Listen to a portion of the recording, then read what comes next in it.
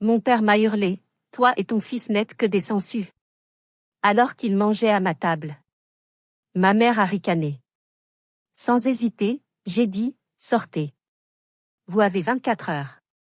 Mon père s'est levé si brusquement que sa chaise a raclé le parquet en chêne massif, produisant un grincement insupportable qui a déchiré le silence de la salle à manger. Son visage était cramoisi, ses veines jugulaires saillaient comme des cordes prêtes à rompre. Il a pointé un doigt tremblant de rage vers moi, puis vers mon fils de 10 ans, Malo, qui s'est figé, sa fourchette suspendue à mi-chemin de sa bouche. « Tu n'es qu'une égoïste », a-t-il hurlé, postillonnant sur la nappe en lin que j'avais repassée le matin même. Moi, ton père, je suis malade, peut-être mourant, et toi, tu refuses d'aider ton frère? Toi et ton gosse, vous n'êtes que des boulets. Des sangsues qui sucent le sang de cette famille. Le temps s'est arrêté. L'ironie de la situation était si grotesque qu'elle en devenait presque comique. Il mangeait mon bœuf bourguignon, buvait mon vin, dormait sous mon toit depuis 3 mois, et c'était moi la sangsue? Ma mère, assise à côté de lui, ne l'a pas calmé. Au contraire, elle a souri. Un petit sourire en coin, satisfait, cruel, comme si elle attendait ce moment depuis toujours. Sans hésiter, j'ai posé ma serviette, j'ai regardé mon père droit dans les yeux et j'ai dit d'une voix calme, terrifiante de froideur, « Vous avez 24 heures pour quitter ma maison. » Ce que vous allez entendre est l'histoire de ma libération. C'est l'histoire de comment j'ai transformé une vie de soumission en une vengeance si précise, si légale et si dévastatrice qu'ils ne l'ont pas vu venir. Avant de plonger dans les détails de cette guerre familiale, j'aimerais savoir qui est avec moi ce soir. Dites-moi dans les commentaires depuis quelle ville ou quel pays vous écoutez cette histoire, et quelle heure il est chez vous actuellement. J'adore voir à quel point notre communauté est mondiale. Allez-y, écrivez-le maintenant, je vous attends. Revenons à cette soirée fatidique. Tout avait commencé de manière faussement ordinaire. J'avais passé l'après-midi en cuisine, malgré une semaine de 70 heures à gérer ma chaîne de restaurants. J'avais préparé un bœuf bourguignon traditionnel, mijoté pendant 6 heures, parce que c'était le plat préféré de mon père. J'avais ouvert une bouteille de Châteauneuf-du-Pape à 80 €. Je voulais que tout soit parfait. Je voulais, comme toujours, acheter un peu de leur affection avec mes efforts. Amaury, mon frère aîné de 42 ans, était affalé sur sa chaise comme un adolescent en crise de croissance. Il ne travaillait pas. Il se disait entrepreneur en série, ce qui, dans son cas, signifiait qu'il avait une série d'échecs financés par nos parents.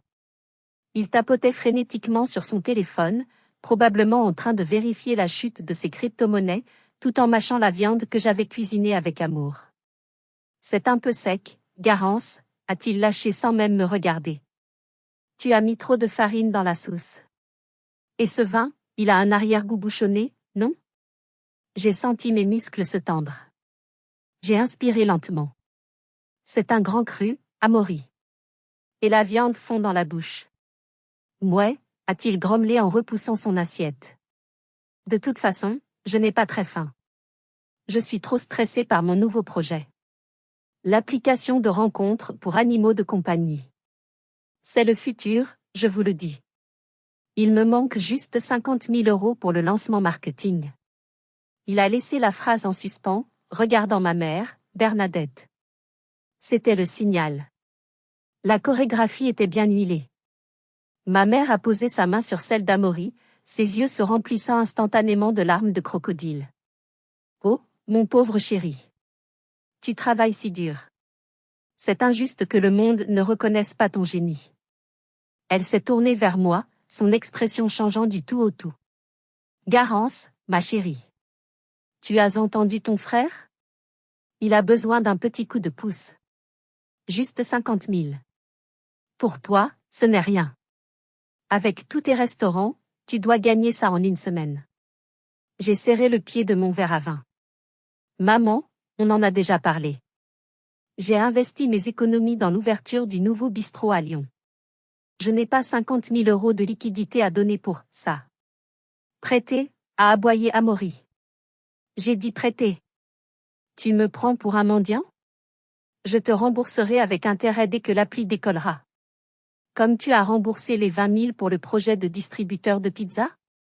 Ou les 15 000 pour l'élevage d'escargots? La réplique m'a échappé avant que je puisse la retenir. C'est là que l'atmosphère a changé.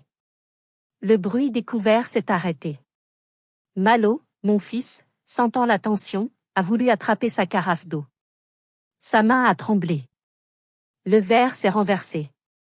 Une flaque d'eau s'est étalée, coulant jusqu'au bord de la table et atterrissant sur la manche de la chemise de Marc Damory. « Putain !» a hurlé mon frère en se levant d'un bond. « Regarde ce que tu as fait, sale gosse. Tu es aussi maladroit et inutile que ta mère. » Malo s'est recroquevillé sur sa chaise, les yeux écarquillés de terreur. « Pardon, tonton, je... » « Ne parle pas à mon fils sur ce ton, » ai-je dit, ma voix tremblant de colère contenue. « C'est juste de l'eau. Ça sèche. » C'est à ce moment précis que mon père, Hervé, qui était resté silencieux jusque-là, a explosé. Il a frappé du poing sur la table, faisant sauter la vaisselle en porcelaine. La suite, vous la connaissez. Les insultes. Le boulet. Les sangsues. Je les ai regardés, tous les trois. Mon frère, le raté arrogant. Ma mère, la manipulatrice toxique. Mon père, le tyran vieillissant. Il vivait chez moi gratuitement depuis 3 mois sous prétexte que le cœur de mon père était trop fragile pour vivre seul à la campagne. Ils mangeaient ma nourriture. Ils utilisaient mon électricité, mon eau, ma patience. Et ils osaient me traiter de sangsue? Quelque chose s'est brisé en moi ce soir-là. Ce n'était pas mon cœur. C'étaient mes chaînes. Tandis que je débarrassais la table dans un silence de mort, les échos des cris de mon père résonnaient encore dans ma tête, réveillant des fantômes que je croyais avoir enterrés. Je frottais les assiettes avec une violence inutile, l'eau brûlante rougissant mes mains, mais je ne sentais rien.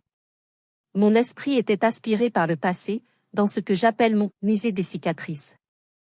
La première exposition de ce musée datait de mes 10 ans. C'était un mercredi pluvieux de novembre. Je me tenais devant la grille fermée de l'école primaire, mon petit cartable rose trempé, mes chaussures prenant l'eau. J'avais attendu 1 heure. 2 heures. 3 heures. La nuit était tombée, les lampadaires s'étaient allumés, projetant des ombres effrayantes. J'avais fini par m'asseoir sur le trottoir, grelottant de froid et de peur. Quand la voiture de mes parents est enfin arrivée, 4 heures en retard, ce n'était pas de l'inquiétude que j'ai vue sur leur visage, mais de l'agacement. « Monte, vite. Tu vas mouiller les sièges », avait aboyé ma mère. Pas d'excuses. Pas de câlin. J'ai appris plus tard qu'ils avaient emmené Amaury à un tournoi de tennis régional. Il avait perdu au premier tour, comme d'habitude, mais ils étaient restés pour le consoler, avec des crêpes et du chocolat chaud, oubliant totalement mon existence. Ce jour-là, j'avais compris ma place dans la hiérarchie familiale, j'étais l'option par défaut, la note de bas de page dans la biographie glorieuse d'Amaury. Je rinçai une autre assiette, une larme solitaire roulant sur ma joue. L'exposition suivante était plus douloureuse encore. Mes 18 ans. La mort de Mamie Rose. Mamie Rose était la seule personne qui m'avait jamais regardée avec fierté. Elle m'avait appris à cuisiner, à sentir le thym et le romarin, à respecter la terre. Sur son lit de mort, sa main frêle dans la mienne, elle m'avait chuchoté, « Garance, ma petite fleur, ne les laisse pas éteindre ta lumière. J'ai mis de l'argent de côté pour toi. Pour ton école de cuisine à Paris. C'est dans mon testament. Prends-le et vole de tes propres ailes. » J'avais pleuré de gratitude. C'était mon billet de sortie. Mais après l'enterrement, quand j'ai posé la question à mes parents, le visage de mon père s'était fermé comme un coffre-fort. « De quoi tu parles ?» avait-il dit, feignant la surprise. « Ta grand-mère n'avait plus toute sa tête à la fin. Il n'y a pas d'argent, Garance. Les soins ont tout coûté. Il ne reste rien. » J'avais voulu le croire. Je devais le croire, car l'alternative était trop monstrueuse. Mais 2 semaines plus tard, Amaury est arrivé à la maison au volant d'une décapotable rouge flambant neuve. Un cadeau pour fêter mon entrée en école de commerce, avait-il fanfaronné. Une école qu'il allait abandonner 6 mois plus tard. J'avais regardé cette voiture, et j'avais su. Ils avaient volé mon héritage. Ils avaient volé mon avenir pour financer les caprices de leur enfant roi. J'ai dû travailler comme plongeuse, puis comme commis, dormant parfois dans la réserve du restaurant, mangeant les restes des clients pour survivre à Paris. J'ai bâti mon empire, le goût du silence, assiette par assiette, centime par centime, sans jamais leur demander un seul euro. Et aujourd'hui? 10 ans plus tard? Ils étaient là, dans ma cuisine en marbre, à salir le sol que j'avais payé, à insulter le fil que j'élevais seul. Le mot « boulet » tournait en boucle dans mon esprit. Malo est entré timidement dans la cuisine, serrant son doudou contre lui. « Maman » a-t-il chuchoté. « Est-ce que grand-père a raison? Est-ce qu'on est des méchants? » Je me suis accroupie à sa hauteur, ignorant la douleur dans mes genoux. J'ai pris son visage entre mes mains mouillées. « Non, mon chéri. Non. » Ma voix était féroce, une promesse faite au sang et aux larmes. Tu es la meilleure chose qui me soit arrivée. Et je te promets, Malo, je te le jure sur ma vie, plus jamais personne ne te parlera comme ça. C'est fini. J'ai séché mes mains. La tristesse avait disparu, remplacée par une clarté glaciale. J'étais Garance, la femme qui avait survécu à l'hiver de l'indifférence. Et l'hiver venait de s'inviter à leur table. Je suis retournée dans le salon. Ils étaient là, réinstallés devant la télévision géante que j'avais achetée pour la Coupe du Monde, regardant une émission de télé-réalité stupide. Mon père avait les pieds sur la table basse en verre. Ma mère tricotait, et Amaury riait bêtement devant son écran. Ils avaient déjà oublié l'incident. Pour eux, m'insulter était aussi naturel que respirer, cela n'avait aucune conséquence. Ils pensaient que j'allais faire comme d'habitude, baisser la tête, m'excuser d'exister, et peut-être même leur faire un chèque le lendemain matin pour acheter la paix. J'ai attrapé la télécommande posée sur le buffet et j'ai appuyé sur le bouton off. L'écran est devenu noir. Le silence est retombé, lourd et menaçant. Et, c'est plein Amaury. Je regardais ça. Garance, ne sois pas infantile, a soupiré ma mère sans lever les yeux de ses aiguilles. Rallume. Ton père a besoin de se détendre, son cœur. Son cœur va très bien pour quelqu'un qui vient de hurler pendant 10 minutes, ai-je coupé. Je suis resté debout au milieu de la pièce, dominant la situation. Je ne plaisantais pas tout à l'heure. Vous partez. Mon père a tourné la tête lentement, un sourire méprisant aux lèvres. Tu es ridicule ma pauvre fille. On ne va nulle part. Il est 21h. Tu crois qu'on va aller où? À l'hôtel? Avec quel argent? C'est votre problème, ai-je répondu. Vous avez insulté mon fils. Vous m'avez traité de sansu dans la maison que je paie. Le contrat moral est rompu. Le contrat moral? Amaury a éclaté de rire, un son sec et désagréable. Arrête tes grands mots de PDG. On est ta famille. Tu nous dois le respect. Et tu nous dois un toit. C'est la loi, l'obligation alimentaire, tout ça. L'obligation alimentaire concerne les parents dans le besoin, pas ceux qui financent les start-up foireuses de leurs fils adultes avec l'argent de leur retraite, ai-je répliqué calmement.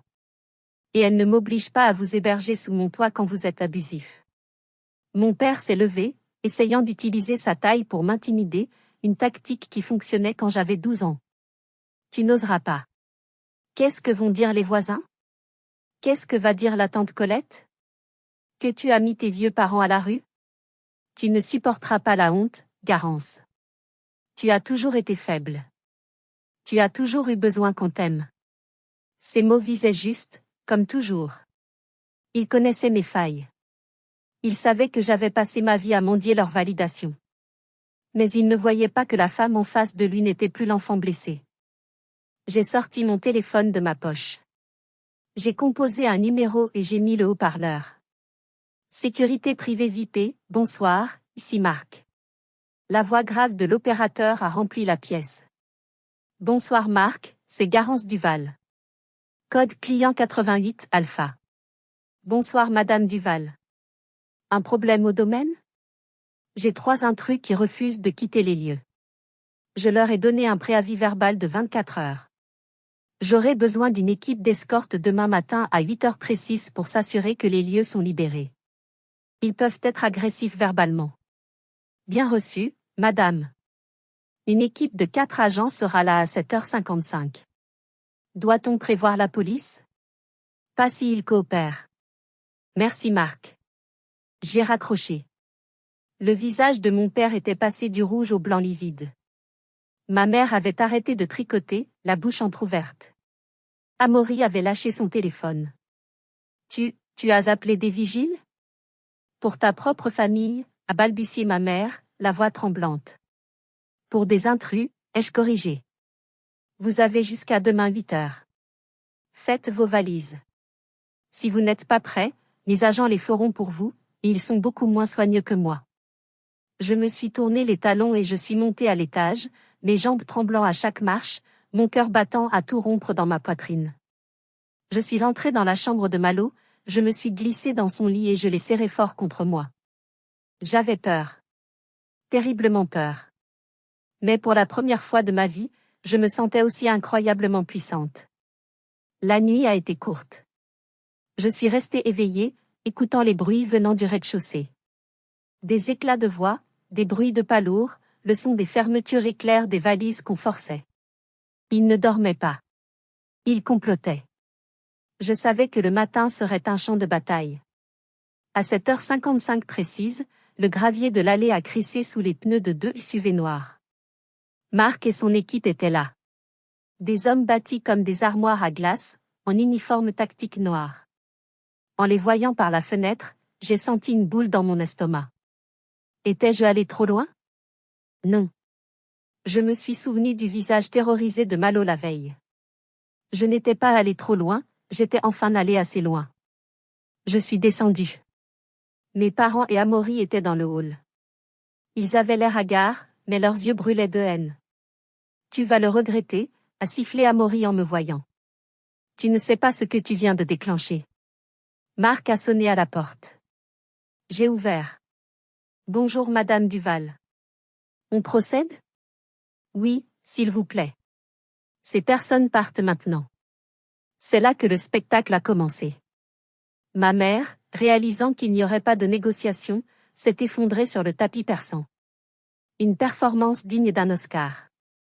Elle portait une main à sa poitrine, haletant bruyamment. Mon cœur.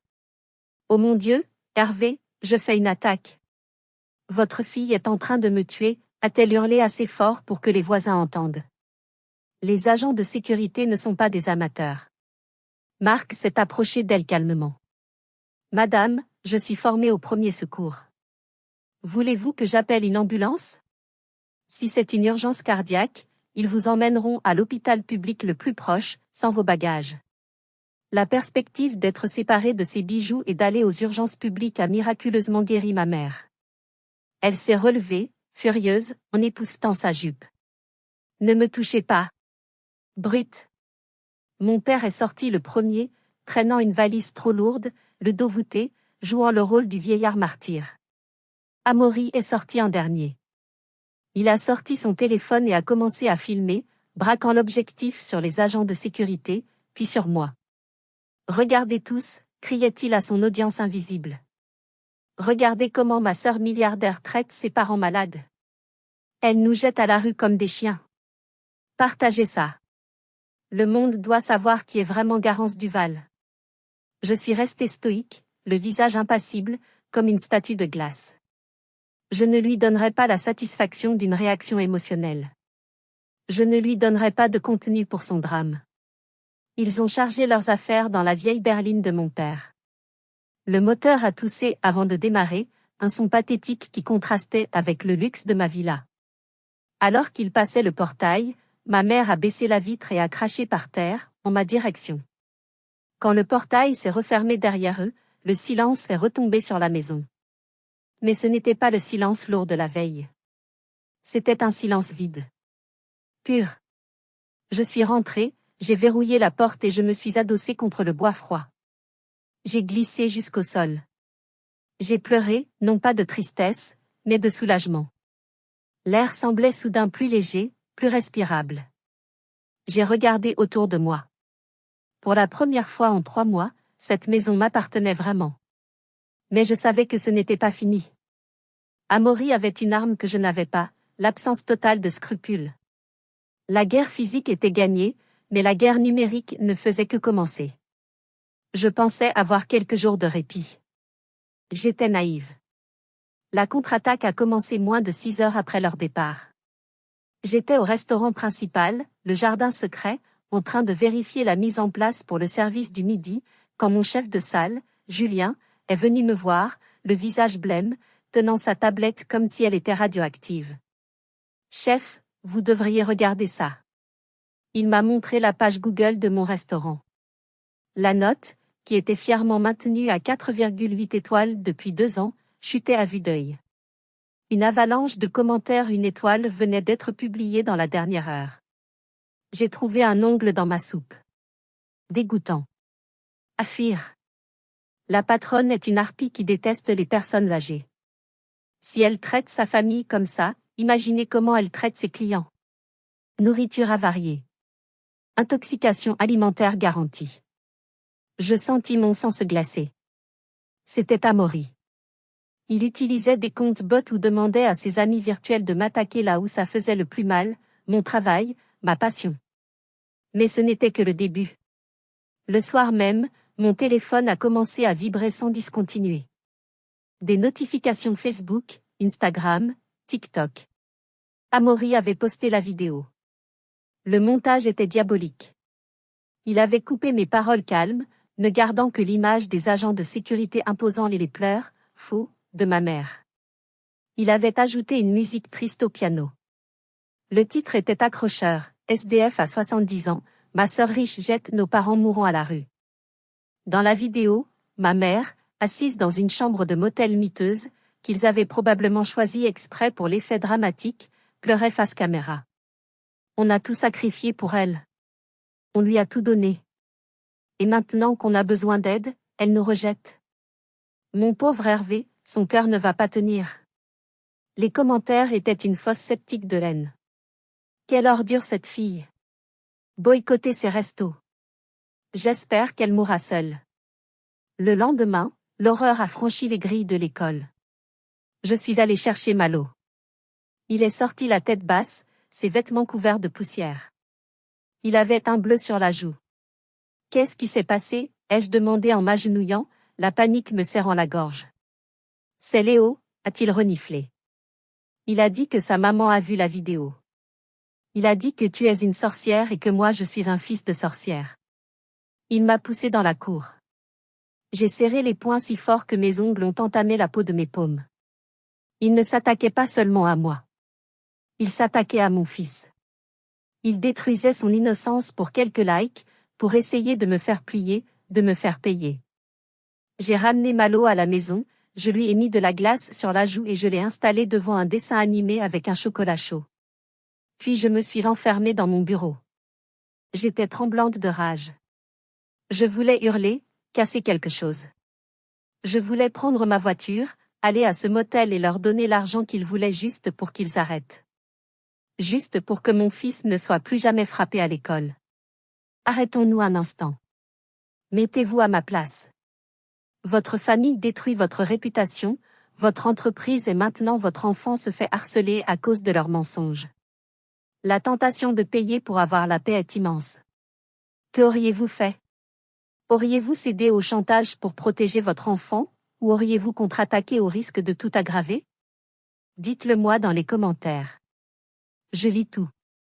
Je fixais l'écran de mon ordinateur, le curseur clignotant sur un email d'excuses que je commençais à rédiger pour ma mère. J'étais prête à capituler. J'étais prête à perdre pour sauver Malo. Et puis, mon téléphone a sonné. Un numéro inconnu. J'ai failli ne pas répondre, pensant que c'était encore un journaliste ou un athée. Mais quelque chose m'a poussé à décrocher. Allô? Madame Duval? Ici le docteur Laurent. Cardiologue. Ce nom. C'était le médecin que mes parents prétendaient voir à Paris. L'espoir, ou peut-être la peur, a bondi dans ma poitrine. Docteur. Oui. C'est pour mon père? Il va bien? Il y a eu un silence gêné à l'autre bout de la ligne. Écoutez, je vous appelle parce que ma secrétaire m'a montré une vidéo sur Facebook. Votre mère dit que votre père est en phase terminale d'insuffisance cardiaque. Oui. C'est ce qu'ils m'ont dit. C'est pour ça qu'il vivait chez moi. Madame Duval, je ne devrais pas violer le secret médical, mais vu les circonstances et la diffamation publique. Je n'ai pas vu votre père depuis 2 ans. La dernière fois, son cœur était celui d'un jeune homme de 50 ans. Il n'a aucune pathologie cardiaque. Il souffre juste de reflux gastrique parce qu'il boit trop de vin rouge. Le monde a basculé sur son axe. Il n'était pas malade. Pas du tout. Par 6, la vérité du docteur Laurent, 730 t. Je suis restée muette, le téléphone collé à l'oreille, incapable de traiter l'information. Pas malade. Juste du reflux gastrique. Vous êtes sûr, ai-je balbutié. Certain, madame. J'ai son dossier sous les yeux. Monsieur Hervé Duval est en excellente santé pour son âge. Je suis désolée de vous apprendre ça ainsi, mais je ne pouvais pas laisser utiliser mon nom et ma profession pour cette mascarade. J'ai remercié le docteur mécaniquement et j'ai raccroché. Je me suis levée et je suis allée vers la fenêtre. Je regardais le jardin, mais je voyais les 3 derniers mois défiler devant mes yeux. Je me suis revue, courant à la pharmacie à 2 heures du matin parce que mon père avait des palpitations. Je me suis revue, payant des factures de médicaments spéciaux non remboursés qu'Amaury allait soi-disant chercher. Je me suis revue, demandant à Malo de ne pas faire de bruit, de ne pas courir, pour ne pas fatiguer le cœur fragile de papy. Tout était faux. Chaque toux. Chaque grimace de douleur. Chaque soupir dramatique. C'était une pièce de théâtre élaborée, mise en scène pour une seule raison, le parasitisme. Ils avaient joué sur ma plus grande peur, perdre mon père, pour s'installer confortablement, vivre comme des rois à mes frais, et détourner mon argent vers les poches d'Amaury. La tristesse qui m'avait envahi après le départ de l'école de Malo s'est évaporée. À sa place, quelque chose de chaud, de sombre et de puissant a commencé à bouillonner. Une colère froide. Une fureur absolue. Ils avaient franchi la ligne. Ils avaient utilisé la maladie, la mort, et mon amour filial comme des armes. Ils avaient blessé mon fils. Ils avaient sali mon nom. Et tout ça, basé sur un mensonge grotesque. J'ai effacé l'email d'excuses que j'avais commencé. J'ai ouvert un nouveau document. J'ai tapé 3 mots, plan de destruction. J'ai pris mon téléphone et j'ai appelé Maître Cipriani. C'était l'avocat le plus redouté de la région, un requin en costume italien qui coûtait une fortune de l'heure, mais qui valait chaque centime. Maître, c'est Garance. J'ai besoin de vous. Garance? J'ai vu les vidéos. C'est moche. Vous voulez porter plainte pour diffamation? Non. C'est trop lent. Je veux plus que ça. Je veux tout savoir sur eux. Je veux que vous engagiez un détective privé. Je veux savoir où va leur argent, d'où il vient, quelles sont leurs dettes. Je veux savoir où ils sont. Je veux savoir ce qu'ils cachent. Je veux l'option nucléaire. Cipriani a laissé échapper un petit rire sec. J'aime quand vous êtes comme ça. Je mets mon meilleur enquêteur sur le coup. Donnez-moi 48 heures. 48 heures. C'était long. Pendant ces 2 jours, j'ai continué à subir. J'ai vu les regards en biais de mes employés. J'ai vu les clients annuler leurs réservations. J'ai gardé Malo à la maison pour le protéger.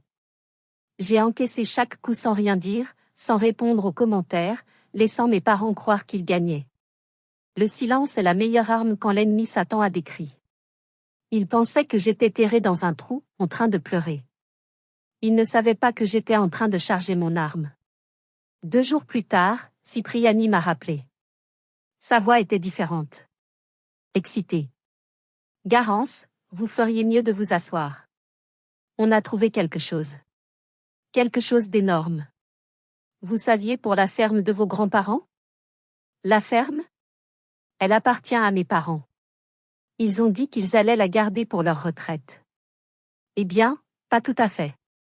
Ils sont retournés là-bas, c'est confirmé. Mais ils ne vont pas la garder longtemps.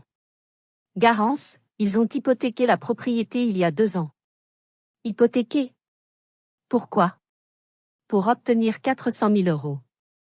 L'argent a été transféré directement sur un compte au nom d'Amaury, puis vers des plateformes de trading de crypto-monnaies à Chypre. J'ai fermé les yeux. 400 000 euros. La valeur de toute une vie de travail de mes grands-parents, partie en fumée virtuelle. Et il y a plus, a continué Cipriani. Ils n'ont pas payé une seule mensualité depuis 6 mois. La banque a lancé la procédure de saisie. La vente aux enchères est prévue dans 10 jours. Un sourire lent, dangereux, s'est dessiné sur mes lèvres. 10 jours? C'est trop court. Maître, est-ce qu'il est possible pour une tierce partie, disons, ma société holding, de racheter cette dette auprès de la banque avant la saisie? Il y a eu un silence au bout du fil, puis j'ai entendu le sourire dans la voix de Cipriani. C'est tout à fait possible. Vous deviendriez leur créancier direct. Vous auriez le droit de saisir la propriété immédiatement. C'est diabolique, Garance. Non, maître. C'est juste. Préparez les papiers. Je vide mes comptes. J'achète tout. Les jours suivants ont été un tourbillon de bureaucratie financière et de stress intense. Pour racheter la dette de 400 000 euros, j'ai dû prendre des risques colossaux. J'ai vendu une partie de mes actions dans la chaîne de restaurants, perdant un peu de mon contrôle majoritaire. J'ai cassé mon assurance vie. J'ai même dû puiser dans le fonds d'études de Malo, avec la promesse solennelle de le rembourser au centuple. C'était un pari, Pauline. Si j'échouais, si la procédure légale traînait, je pouvais tout perdre. Mais je ne pouvais pas reculer. Pendant ce temps, le détective nous a rapporté les détails de ce qui se passait à la ferme. C'était grotesque. Mes parents et Amaury, bien qu'étant au bord de la faillite, ils ignoraient encore que la saisie était imminente, ayant probablement jeté les lettres de rappel de la banque sans les ouvrir, avaient décidé de jouer le tout pour le tout. Ils organisaient une fête. Une « fête de la résilience », comme l'appelait Amaury sur Facebook. Officiellement, c'était pour célébrer les 45 ans de mariage de mes parents, qui n'étaient mariés que depuis 43 ans, mais les détails ne les étouffaient pas. Officieusement, c'était une collecte de fonds déguisée. Ils avaient invité toute la famille élargie, oncles, tantes, cousins, et même quelques notables du village. Le but était clair, pleurer sur leur sort, raconter comment la méchante fille riche les avait dépouillés, et espérer que la famille mettrait la main à la poche pour aider ce pauvre Hervé malade. C'était parfait. Ils rassemblaient eux-mêmes le public pour leur propre exécution. Le jour de la fête, le ciel était gris et lourd, menaçant d'orage. J'ai habillé Malo avec son plus beau costume bleu marine. « On va où, maman ?» a-t-il demandé. « On va récupérer ce qui est à nous, chérie. On va voir grand-mère et grand-père une dernière fois. » Je me suis regardée dans le miroir. Pas de robe de victime aujourd'hui. J'avais enfilé un tailleur pantalon rouge sang, coupé sur mesure, avec des talons aiguilles qui claquaient comme des coups de feu sur le pavé. J'ai attaché mes cheveux en un chignon strict. J'ai mis du rouge à lèvres foncé. Je ne ressemblais pas à la petite Garance, qui pleurait pour des crêpes. Je ressemblais à la PDG que j'étais devenue. Nous sommes montés dans ma voiture, suivie par celle de Maître Cipriani et, par précaution, une voiture avec 2 agents de sécurité de l'équipe de Marc, en civil cette fois. La route vers la ferme était un voyage dans le temps. Chaque virage me rappelait mon enfance. Les champs de tournesol, les vignes que mon grand-père taillait avec tant d'amour. Voir cet endroit, ce patrimoine sacré, mis en danger pour les jeux d'argent d'Amaury me donnait la nausée. C'était la terre de mes ancêtres. Ils n'avaient pas le droit de la perdre. Quand nous sommes arrivés, la cour de la ferme était remplie de voitures. Il y avait de la musique, des tables en plastique bon marché installées sous un barnum. L'odeur de saucisses grillées flottait dans l'air. C'était vulgaire. C'était bruyant. Ma voiture noire, brillante et propre, a détonné au milieu des véhicules poussiéreux. Quand je suis sortie, le silence s'est propagé comme une onde de choc. La musique s'est arrêtée. Les têtes se sont tournées.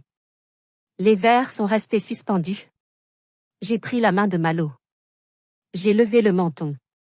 Cipriani s'est placé à ma droite, tenant une serviette en cuir épaisse.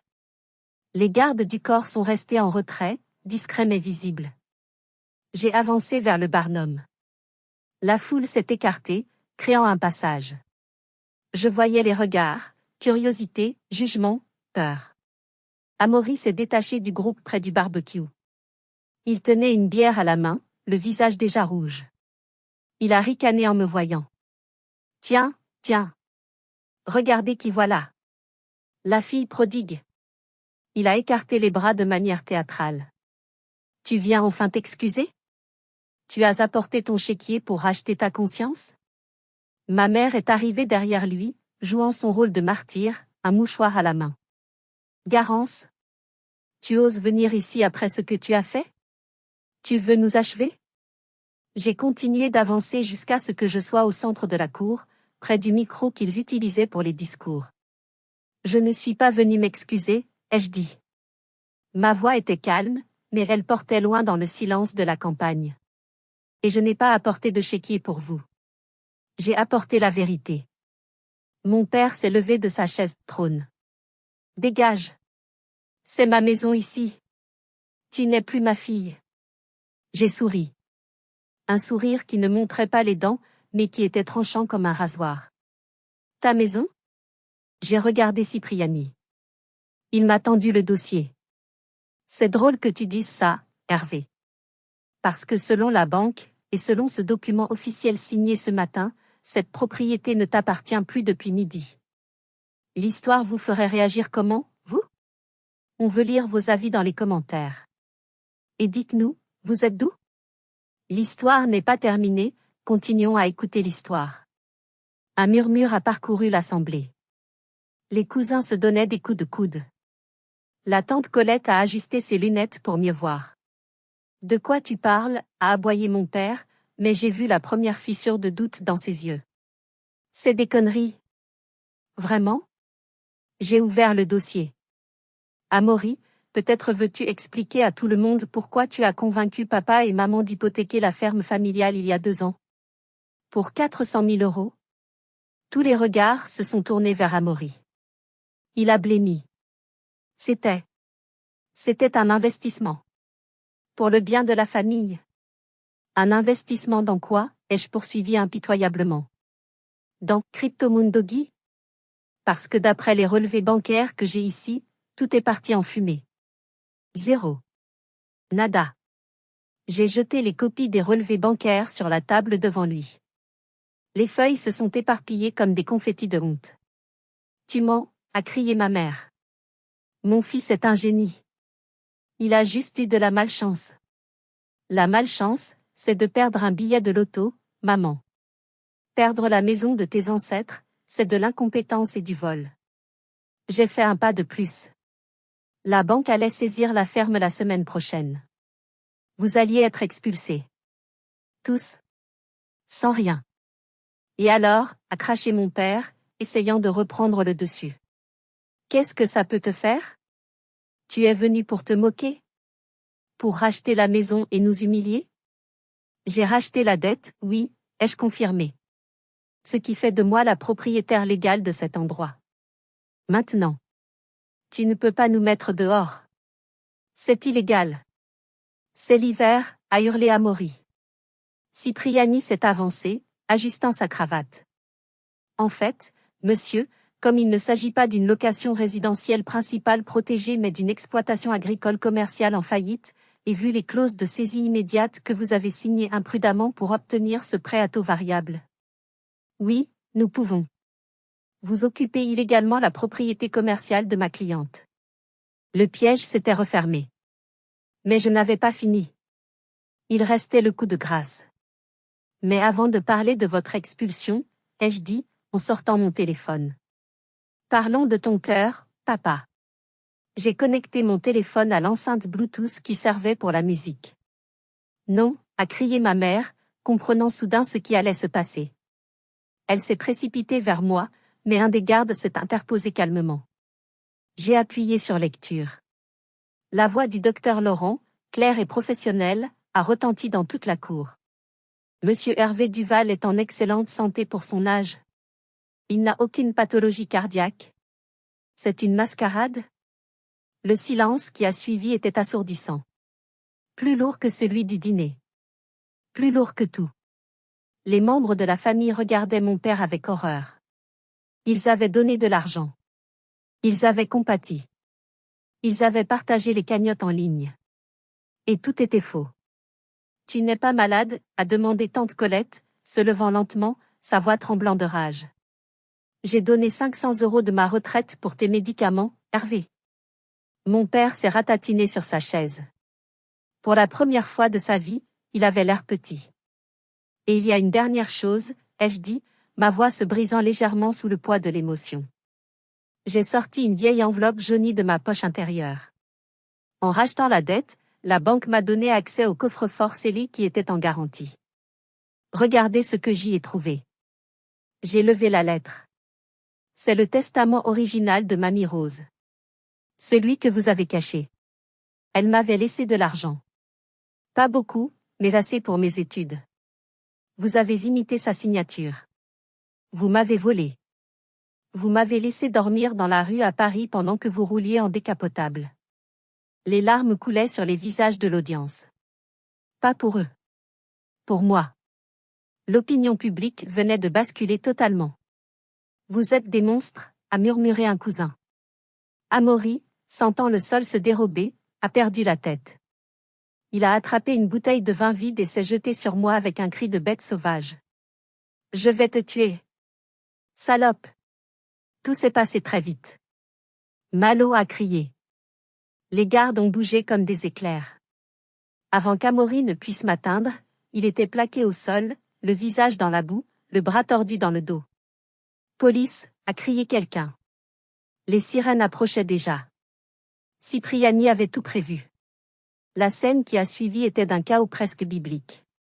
La police, que Cipriani avait alertée préventivement en raison des menaces violentes d'Amaury sur Internet, est arrivée juste au moment où mon frère se débattait dans la boue, hurlant des obscénités. Ils l'ont menotté.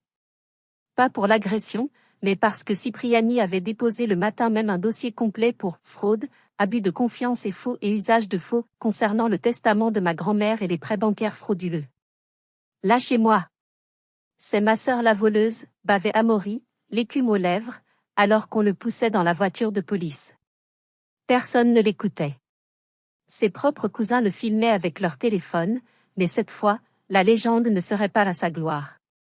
Ma mère était assise par terre, pleurant pour de vrai cette fois. Elle regardait autour d'elle, cherchant un soutien, un visage ami. Mais tante Colette et les autres s'étaient détournés. Le masque était tombé. La Sainte Famille n'était qu'un nid de vipères. Je me suis approchée de mon père. Il était toujours assis sur sa chaise, regardant le vide. Il avait vieilli de 10 ans en 10 minutes. Tu as gagné, a-t-il croassé. Tu es contente? Tu as détruit ta famille. Je me suis penchée vers lui, pour que personne d'autre ne puisse entendre. Je n'ai rien détruit, papa. J'ai juste allumé la lumière. C'est vous qui avez choisi de vivre dans la saleté. Qu'est-ce qu'on va devenir, a-t-il demandé, une note de panique réelle dans la voix. On n'a nulle part où aller. J'ai regardé cette maison, cette ferme où j'avais couru enfant, où j'avais été heureuse avant que l'ombre d'Amaury ne recouvre tout. Vous pouvez rester, ai-je dit. Il a relevé la tête, l'espoir brillant dans ses yeux. Vraiment? Oui. J'ai besoin de main-d'œuvre pour les vendanges le mois prochain. Et pour nettoyer les tables. Vous pouvez occuper la petite dépendance au fond du jardin. Celle sans chauffage, où vous me faisiez dormir quand Amaury avait des amis. Je vous paierai le SMIC horaire. Moi le loyer. Et moi le remboursement de ce que vous m'avez volé. Son visage s'est tordu de dégoût. Tu veux que je sois ton employé? Ton serviteur? Moi? C'est ça, ou la rue, Hervé. C'est toi qui choisis. C'est ça le capitalisme que tu admires tant chez ton fils, non? Celui qui possède le capital décide. Il a craché par terre, à quelques centimètres de mes chaussures rouges. Jamais. Je préfère mourir de froid. Comme tu veux. Je me suis redressée. Marc, escortez ces personnes hors de ma propriété. Ils ont 5 minutes pour récupérer leurs effets personnels. Ils sont partis comme des parias. Ma mère soutenant mon père, sous les huées de leur propre famille. Ils n'ont rien pris, juste leur honte. Ils sont montés dans leur voiture et ont disparu au tournant du chemin de terre. Quand la poussière est retombée, je me suis retrouvée seule avec Malo et Cipriani au milieu de la cour désertée. Les invités étaient partis, gênés, laissant derrière eux les restes du festin inachevé. Malo m'a tiré la manche. Maman? C'est à nous maintenant? J'ai regardé les vieux murs de pierre, les vignes qui s'étendaient sur la colline, le vieux chêne sous lequel Mamie Rose me lisait des histoires. Oui, mon chéri. C'est à nous. Et tu sais quoi? On va planter plein de nouvelles choses ici. Les semaines qui ont suivi ont été marquées par la justice, froide et implacable. Amaury n'a pas fait de prison ferme, son avocat ayant plaidé l'instabilité psychologique, mais il a écopé d'une lourde peine avec sursis et d'une interdiction d'approcher de moi ou de Malo. Sa réputation d'entrepreneur était anéantie. Il a fini par trouver un travail comme magasinier dans une zone industrielle à l'autre bout du pays. C'était la première fois de sa vie qu'il travaillait vraiment. J'espère que ça lui a appris quelque chose, mais je n'y compte pas trop. Mes parents ont refusé mon offre de travail, bien sûr. Leur orgueil était la seule chose qui leur restait. Ils ont loué un minuscule appartement HLM dans une ville voisine, vivant de leur petite retraite. Ils ont essayé de me contacter quelques fois quand l'hiver est arrivé et que le chauffage coûtait cher, mais mon numéro avait changé. Leurs lettres me revenaient, n'habite pas à l'adresse indiquée. Le plus dur a été de gérer le vide. Pendant des années, ma vie avait été définie par ma lutte contre eux, par mon désir de leur prouver ma valeur. Sans cette lutte, qui étais-je? J'ai trouvé la réponse dans la terre. J'ai passé les 6 mois suivants à rénover la ferme. J'ai arraché les mauvaises herbes, j'ai repeint les volets, j'ai jeté les vieux meubles imprégnés de leur odeur de tabac et de mensonges. J'ai transformé l'endroit. Ce n'était plus la maison de l'enfance malheureuse. C'était devenu le domaine de la rose, en hommage à ma grand-mère. J'ai aussi nettoyé ma vie numérique. J'ai publié une seule vidéo, sobre, expliquant les faits avec les preuves juridiques, sans haine, juste la vérité.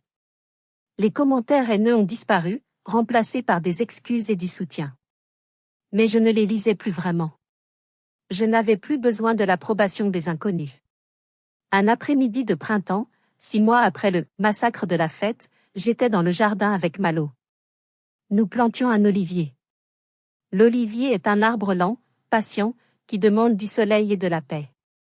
C'est exactement ce que nous étions devenus. Malo tenait le tronc frêle pendant que je tassais la terre autour des racines. « Tu crois qu'il va grandir, maman ?» a-t-il demandé. « Oui. Parce qu'on va bien s'occuper de lui. On ne va pas lui demander de donner des fruits trop vite. On va juste le laisser être un arbre. » Malo m'a souri. Ce sourire innocent qui avait disparu pendant ces mois terribles était revenu. Il ne faisait plus de cauchemars. À l'école, les rumeurs s'étaient tues. Il était redevenu un enfant. J'ai essuyé la terre de mes mains. J'ai regardé mes paumes. Ce n'étaient plus les mains de la victime qui lavait la vaisselle pour payer ses études. Ce n'étaient plus les mains tremblantes qui tenaient le téléphone pour appeler la sécurité. C'étaient des mains de bâtisseuse. Des mains de mère. J'ai réalisé que je ne détestais plus mes parents. La haine demande de l'énergie. Je ressentais juste de l'indifférence. Ils étaient devenus des étrangers avec qui je partageais un peu d'ADN et beaucoup de mauvais souvenirs. J'avais coupé la branche pourrie pour sauver l'arbre. Par 12, conclusion et appel, 5 cents. Aujourd'hui, la ferme est devenue un lieu de retraite pour les femmes entrepreneurs épuisées, un endroit pour se reconnecter. J'y cuisine toujours, mais je cuisine pour le plaisir, pas pour acheter de l'amour. On nous apprend que la famille est sacrée. Que le sang est plus important que tout. C'est faux. Le sang vous donne des proches, mais c'est la loyauté, le respect et l'amour qui font une famille. J'ai dû devenir la méchante de leur histoire pour devenir l'héroïne de la mienne. J'ai dû être traitée de fille ingrate, de monstre, de voleuse, pour protéger ce qui comptait vraiment, mon fils et ma dignité. Parfois, le geste le plus aimant que vous puissiez faire pour vous-même, c'est de dire non. De dire ça suffit. De fermer la porte à clé et de changer les serrures. Si vous êtes dans cette situation, si vous vous sentez coupable de vouloir couper les ponts avec des gens toxiques, même si ce sont vos parents, écoutez-moi, vous n'êtes pas une mauvaise personne. Vous êtes juste une personne qui a décidé de survivre. Ne soyez pas le boulet qu'ils vous accusent d'être. Soyez l'encre de votre propre vie. Merci d'avoir écouté mon histoire jusqu'au bout. C'était dur de revivre tout ça, mais si mon témoignage a pu aider ne serait-ce qu'une seule personne à se sentir moins seule, alors ça en valait la peine. Si cette histoire vous a touché, s'il vous plaît, laissez un j'aime et partagez-la. Et surtout, dites-moi dans les commentaires, avez-vous déjà dû couper les ponts avec un membre de votre famille? Comment avez-vous trouvé le courage? Je lirai vos histoires avec attention. Abonnez-vous pour ne pas rater les prochaines confessions. Prenez soin de vous, et n'oubliez pas, vous valez mieux que ce qu'ils disent de vous.